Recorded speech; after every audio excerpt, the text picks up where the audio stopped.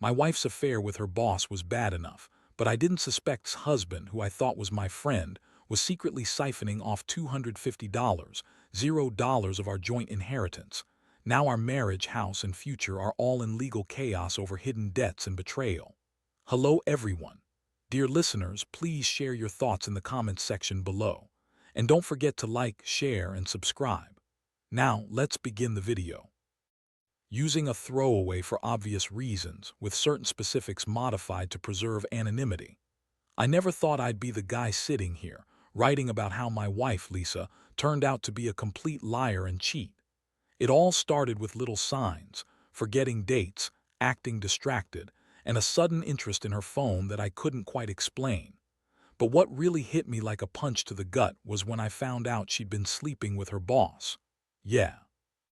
The woman she used to talk about like she was her best friend, and I genuinely thought was a decent person.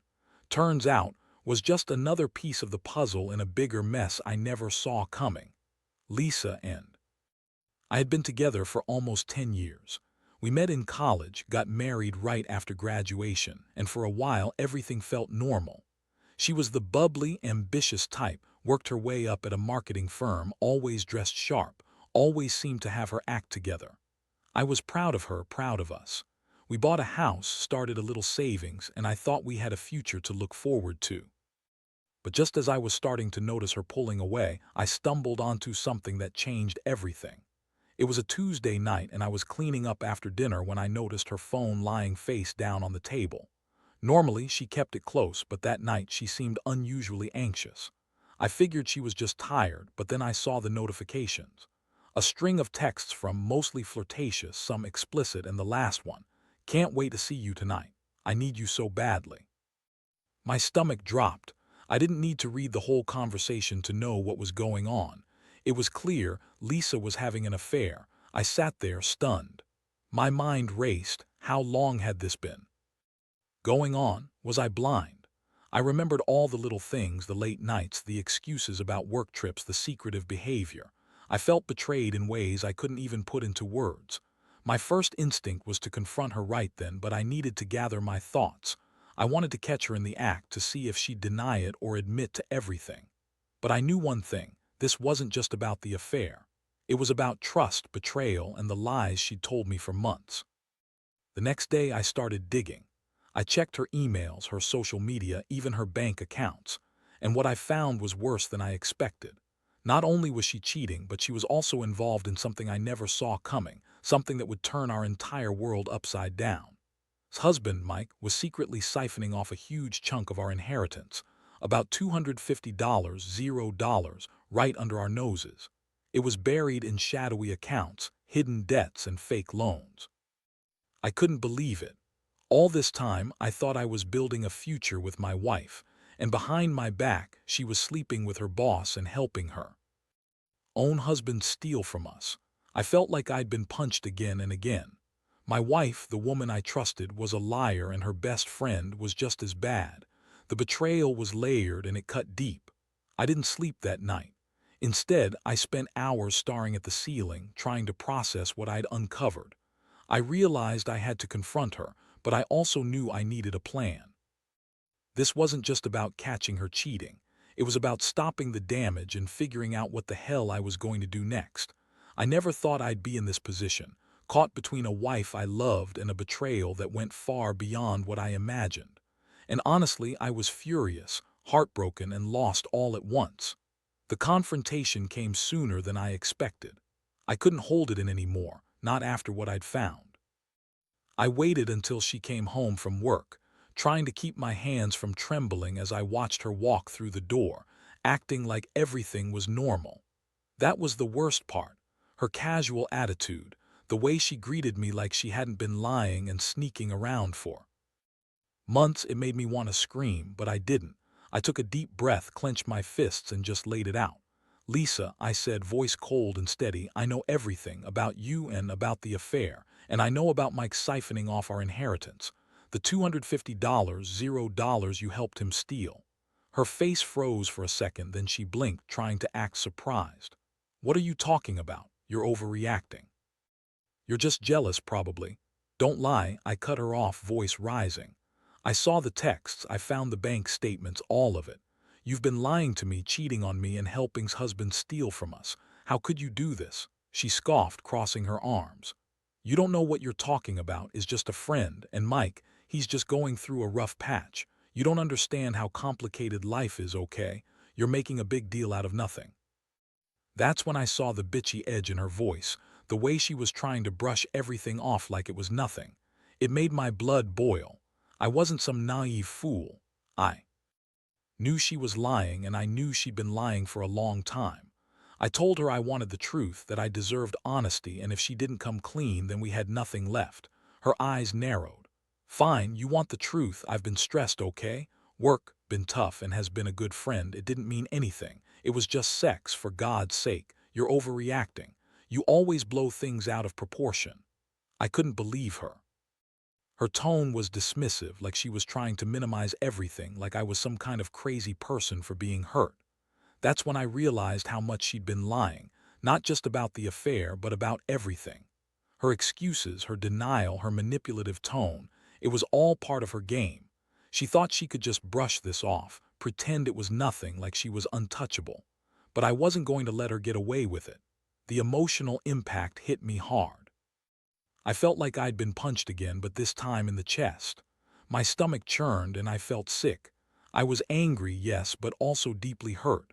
The woman I loved, the woman I trusted, had been lying to my face for months, not just about the affair, but about the money, about everything. I started questioning everything, our marriage, my own judgment, whether I ever really knew her at all. I wanted to scream, to break something, but I held it together. Instead, I told her she needed to leave that night. I told her I needed space to think, to process how I was feeling. I didn't want her around me anymore. She argued, of course, tried to guilt-trip me, said I was overreacting, that I was being unfair, but I didn't care. I knew I had to take control, to figure out what was best for me now. That night I sat alone in our living room, staring at the wall, replaying everything she'd said and done. I felt numb, exhausted, and furious. How could she do this? How could she lie so effortlessly? I kept thinking about the money, the stolen inheritance, the lies, the betrayal. It wasn't just about her cheating. It was about everything that had been hidden from me, all the secrets I'd never suspected. I realized I'd been a fool for trusting her so blindly, and now I had to face the consequences of her actions, no matter how much it hurt. Over the next few days, I couldn't sleep. My mind kept spinning with thoughts about everything she'd done and what it meant for us. I started digging even deeper into the financial mess she'd helped cover up. Turns out, husband, Mike, had been siphoning off money for years, offshore accounts, fake loans, shell companies. I found bank statements, transfer records, and even some emails where he was bragging about how easy it was to hide the cash. I couldn't believe I'd been so blind, trusting Lisa and her friend, not knowing they'd been part of a scam that was draining our future. I also realized that Lisa's stories about her boss were just a cover. She told me was just a friend, but I saw through her lies. Had been more than that. She was the mistress, the confidant, the one she confided in when she was feeling lonely or stressed, and in turn had been using my wife to cover her own tracks. It was a tangled web, and I was caught right in the middle. I knew I had to do something. I couldn't just sit around feeling sorry for myself. I started making plans. I reached out to a lawyer, figuring I needed legal advice about the inheritance, the house, and the affair. I also hired a private investigator to dig into Mike's financials.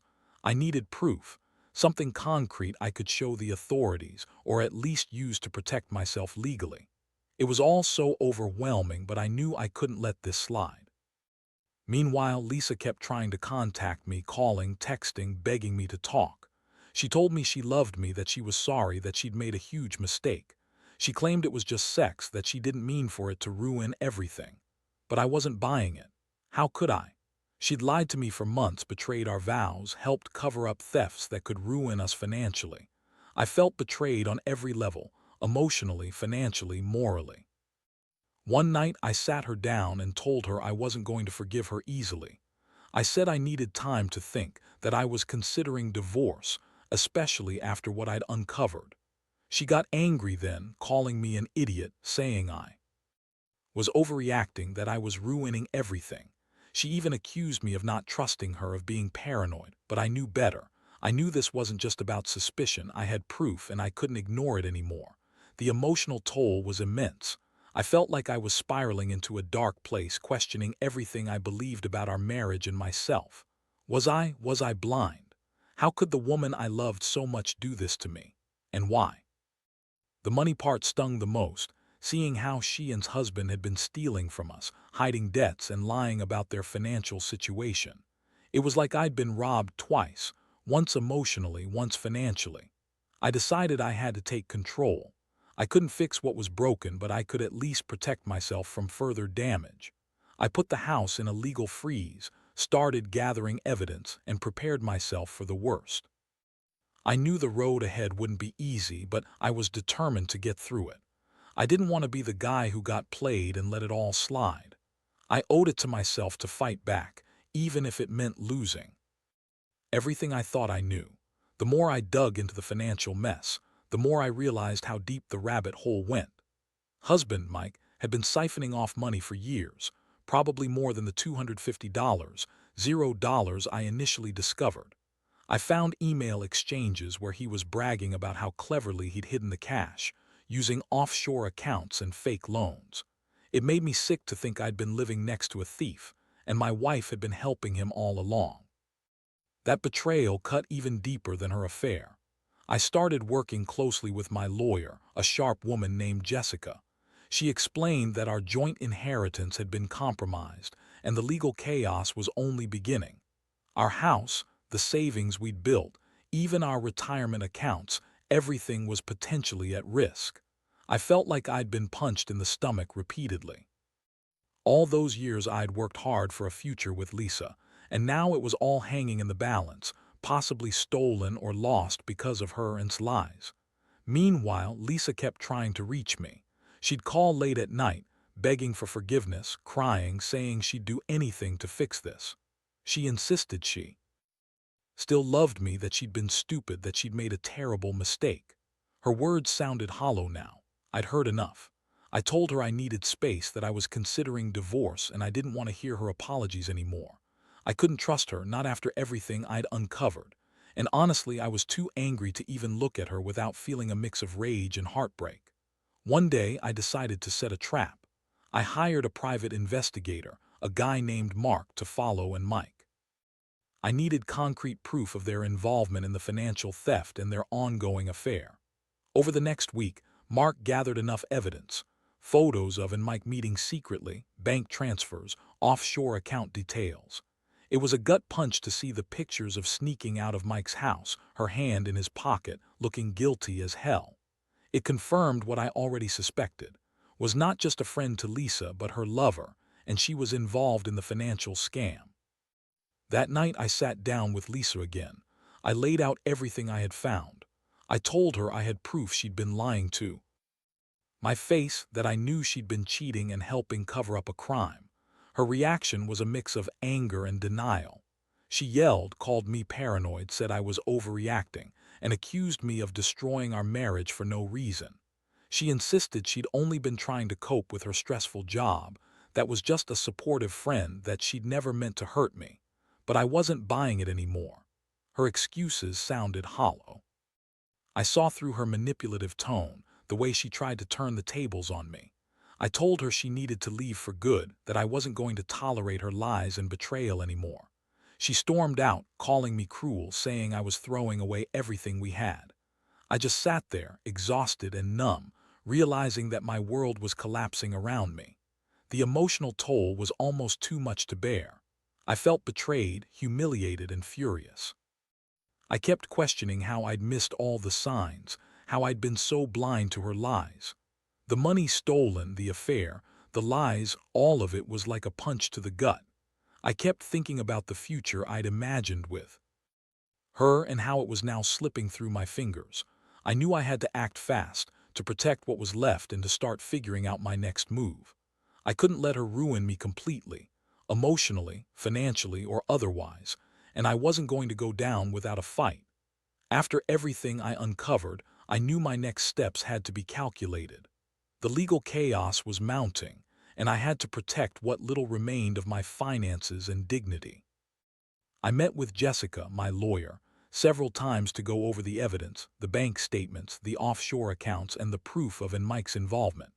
We drafted a plan to freeze our assets, file for divorce, and perhaps most importantly, pursue criminal charges against Mike for theft.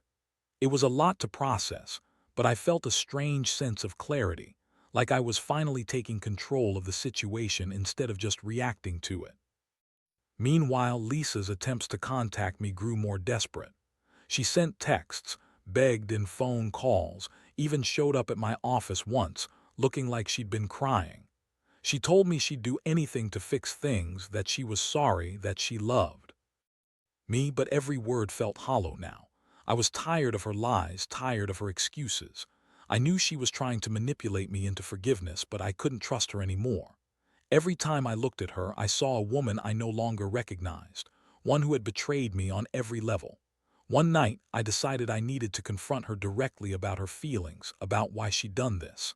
I asked her why she'd betrayed everything we'd built. Her answer was infuriating. She said she was stressed, that her job was overwhelming, that she'd felt trapped and lonely. She claimed she never meant for it to go this far.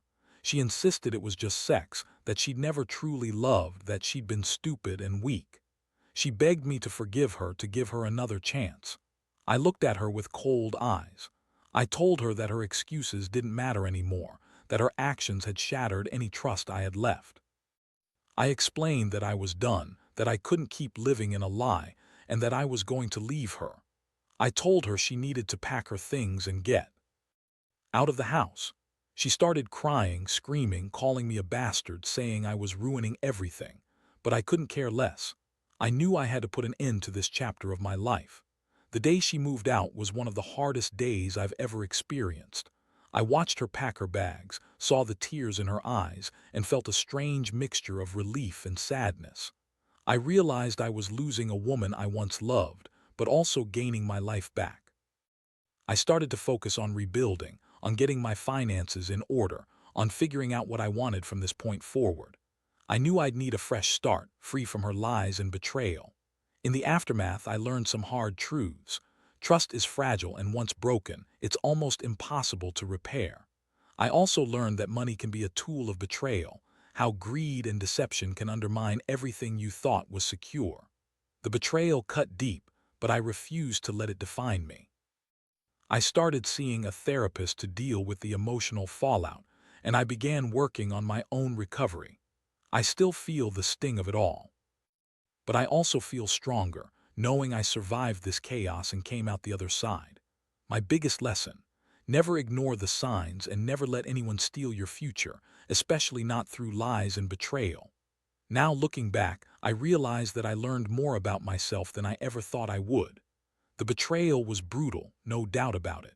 It tore apart the life I thought I was building, and it left me with a lot of questions about trust, loyalty, and what really matters. But in the end, I also learned that resilience is real. I thought I was broken for a while, but I found ways to pick up the pieces, to rebuild my sense of self, and to start over. One of the biggest lessons I took away is that money, love, and trust are intertwined in ways you don't always see until it's almost too late. The way Mike managed to hide their greed behind smiling faces and fake friendships was a wake-up call. It made me realize that you can't just assume people are honest because they seem nice or because they're close to you. Sometimes, the people you trust the most are the ones who betray you the hardest.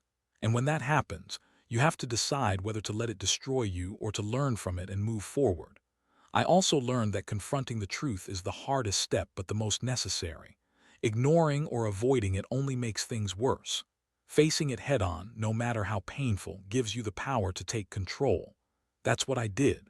I gathered evidence, sought legal help, and made the tough decision to walk away from a marriage that had become a lie. It wasn't easy, but I knew I had to do it for myself. And finally, I've come to accept that healing takes time. I still have bad days, moments when the pain hits hard, when I wonder if I'll ever fully trust again. But I also know that I'm stronger than I thought. I'm rebuilding my life piece by piece, and I refuse to let this define me. If anything, it's made me more cautious, more aware, and more determined to find happiness on my own terms. To anyone out there going through something similar, I'd say this: don't ignore the signs, but don't let them consume you either. Take control of your story, seek help if you need it. And remember, even in the darkest moments, there's a chance to start over. Trust is fragile, but resilience is stronger. The betrayal hurts, but it doesn't have to break you completely. Keep fighting because your future is still yours to shape.